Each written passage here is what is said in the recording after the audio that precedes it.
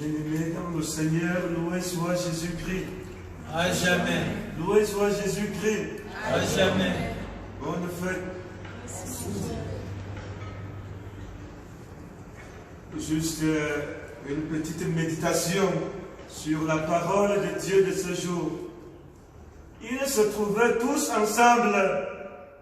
De ce fragment de phrases, il se dégage une vérité majeure.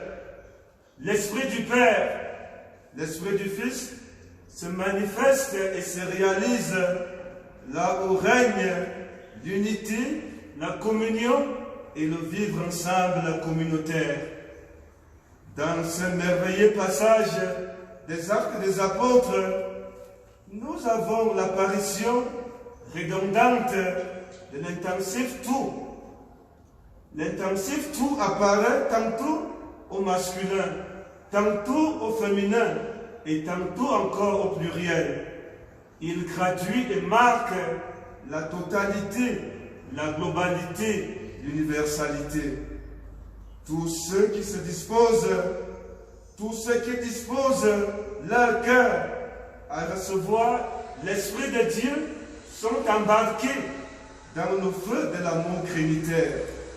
Chacun d'eux proclamait dans sa propre langue les merveilles de Dieu. L'Esprit du Père, l'Esprit du Fils n'est pas un esprit figé, il est un esprit dynamique.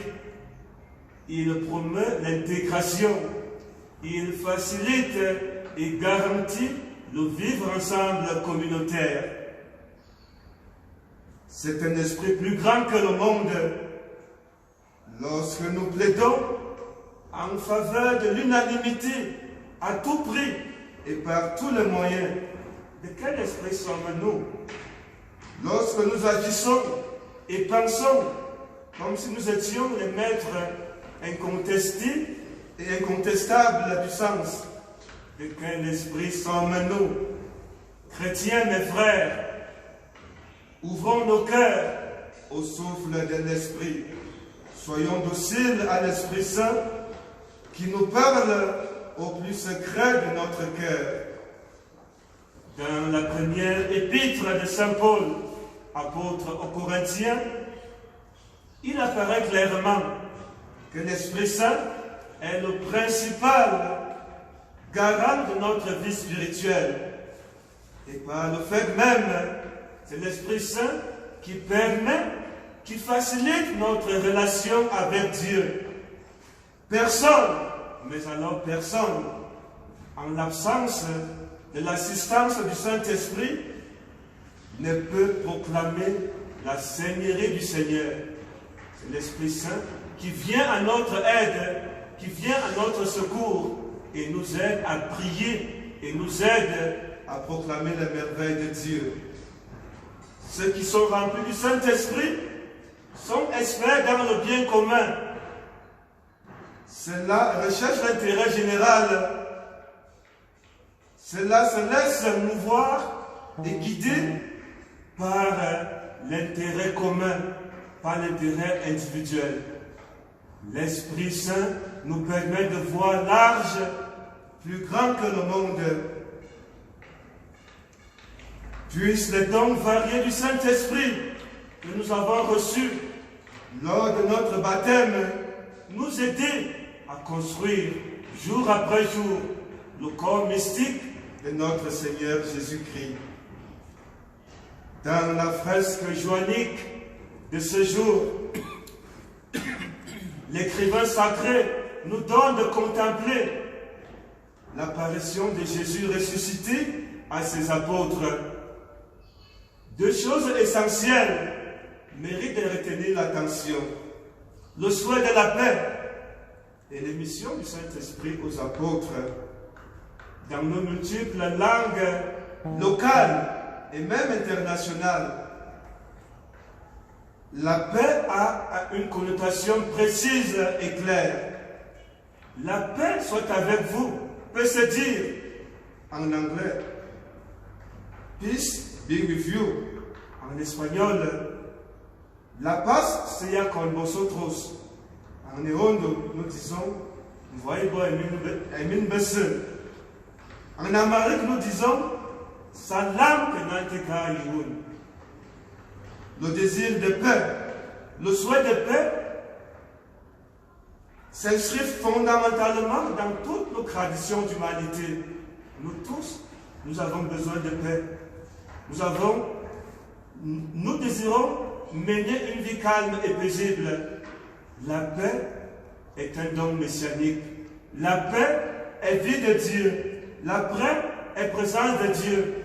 Là où règne la paix, là règne Dieu. Là où règne la paix, là règne tout. Là règne la totalité. Que la paix de Dieu, qui surpasse toute intelligence, puisse venir habiter dans nos cœurs et nous aide à mener tous les jours de notre vie une vie calme et paisible. Puisse le ressusciter, nous aider à devenir davantage les artisans de paix, les artisans d'unité dans nos communautés chrétiennes et religieuses, dans nos familles et même dans nos pays. Les missions du Saint-Esprit riment avec le mandat de remettre les péchés accordés par Jésus à ses apôtres. Recevez l'Esprit Saint. À qui vous remettrez les péchés, ils lui seront remis.